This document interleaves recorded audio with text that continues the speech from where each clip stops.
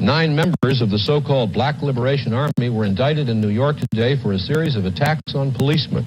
The charges against them include murder, assault, and robbery. The FBI said today it has uncovered a terror conspiracy, a conspiracy involving all the major underground leftist organizations in the United States. The FBI revelation apparently prompted by a series of recent shootouts with members of the Weathermen and the Black Liberation Army groups. The Bureau has now ordered a nationwide hunt for 4 fugitives it describes as extremely dangerous. They will kill people to attain their ends. And what are their ends? Their ultimate ends have to be the overthrow of a democratic government as we know it to be. At one point considered by the FBI to be the most dangerous terrorist group in America, the Black Liberation Army occupies a controversial place in the struggle for black power. However, the actions of the BLA cannot be understood in isolation. They must be located within the broader context of several hundred years of violent racial oppression and black resistance. In the most literal sense, the precursor to the Black Liberation Army was the Revolutionary Action Movement. Formed in 1962 by Donald Freeman, Wanda Marshall, and Ahmed Muhammad, RAM combined Maoism with revolutionary black nationalism. RAM took inspiration from other communist and nationalist struggles, namely the Chinese and Cuban revolutions. Following the teachings of Chairman Mao Zedong, RAM leaders believed the only pathway to black liberation was a violent revolution or a protracted people's war. By 1967, RAM had begun organizing the black urban subproletariat into a paramilitary force called the Black Guards. The Black Guards were a proto-guerrilla formation, engaging in clashes with police forces and operating primarily as a defense army. At its peak, RAM had thousands organized into a black nationalist army, with 1,000 units in Cleveland alone. RAM understood that in order for its militancy to be truly effective, it had to be connected to a broader above-ground political organization. In fact, before the assassination of Malcolm X, RAM was planning to function as the underground counterpart to Malcolm's Organization of Afro-American Unity. The downfall of RAM occurred in 1969, as a combination of intense governmental repression, leadership disputes, and the growth of other black nationalist groups such as the Black Panthers forced RAM to dissolve. Many members joined the Black Panther Party or the Republic of New Africa, and much of the remaining organizational infrastructure was absorbed by the Republic of New Africa. The Black Liberation Army is often officially recognized as being formed in 1970, but an exact date is hard to determine since the BLA was never a centralized organization, but was instead a decentralized network of various cadres and organizers. Following much of the same strategy and ideology of the Revolutionary Action Movement, the BLA was never meant to be its own unique political entity. It was always envisioned as the clandestine wing of a broader black nationalist mass movement. Kwame Ture explained that the role of the guerrilla movement is to, quote, back up the demands of the above-ground political organization, unquote. The BLA is often associated with the Black Panther Party, and for good reason. Many members of the BLA and BPP worked under the assumption that the BLA was to act as the illegal wing of the Panthers. Many members of the BLA were Panthers themselves that had been forced underground by police repression, and BLA cadres often viewed themselves as extensions of the party and enforcing their demands. However, the relationship between the Black Liberation Army and the Black Panther Party was strained and controversial.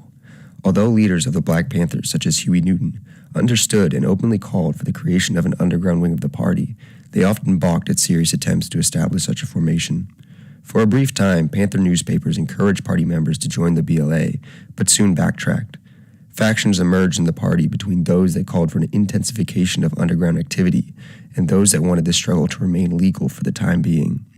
Federal operatives and informants intentionally inflamed this disagreement, and in 1971, the Oakland-based national leadership, led by Huey Newton, expelled many members of the militant faction, including its leader, Eldridge Cleaver, and hundreds more quit the party, labeling Newton and the national leadership as reformist and adventurist. Most of the expelled Panthers went directly into the underground and joined the BLA, and as a result, BLA actions actually intensified after the split. Despite no longer being associated with the Black Panthers, the BLA still operated as a militant wing of the Black liberation struggle. They engaged in political assassinations, police killings, bombings, and robberies. It must be understood that these were not random acts of violence designed to inflict terror onto a broader population.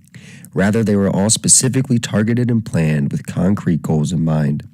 Political assassinations were responses to the arrest or murder of Black activists, and it forced state forces to ease the repression of the movement. Cops with a reputation for being brutal were targeted and killed, which in turn forced precincts to adopt less brutal methods or to withdraw from certain communities entirely. The BLA is credited with the killing of over 20 police officers in this span. Bombings of police stations served a similar purpose, and the bombing of army barracks and corporate headquarters disrupted the U.S. war machine and its beneficiaries. The BLA used bank robberies to fund other revolutionary organizations, and it is estimated that they supplied several $1 million to other black liberation groups between 1970 and 1981. The militancy of the Black Liberation Army brought down intense scrutiny and repression from the American government. Without a powerful above-ground organization to supply and aid them, the BLA was unable to withstand such a heavy backlash, eventually leading to their downfall. Slowly but surely, BLA leaders were arrested, killed, or forced to flee the country. One of the BLA's most prominent leaders and figures, Assata Shakur, was arrested in 1973 for the alleged killing of a New Jersey police officer, along with another BLA leader, Sundiata Acoli. Several mass arrests were made in 1973 and 74 that forced the organization deeper and deeper underground. Assata escaped from prison in 1979, and a massive manhunt went out for her arrest, forcing her to seek asylum in Cuba. A failed Brinks truck robbery in 1981 resulted in further arrests, and BLA activity virtually ceased as a result.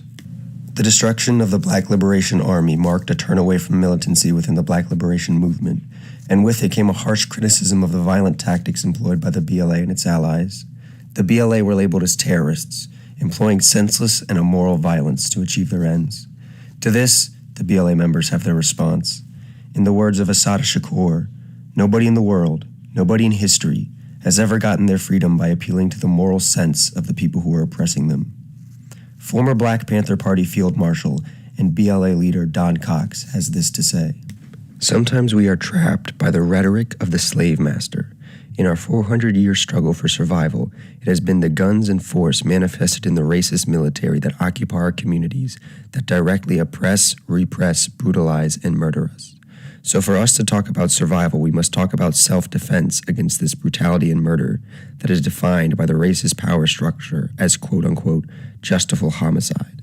So, when a guerrilla unit moves against this oppressive system by executing a pig or attacking its institutions by any means, sniping, stabbing, bombing, etc., in defense against the 400 years of racist brutality, murder, and exploitation, this can only be defined correctly as self-defense.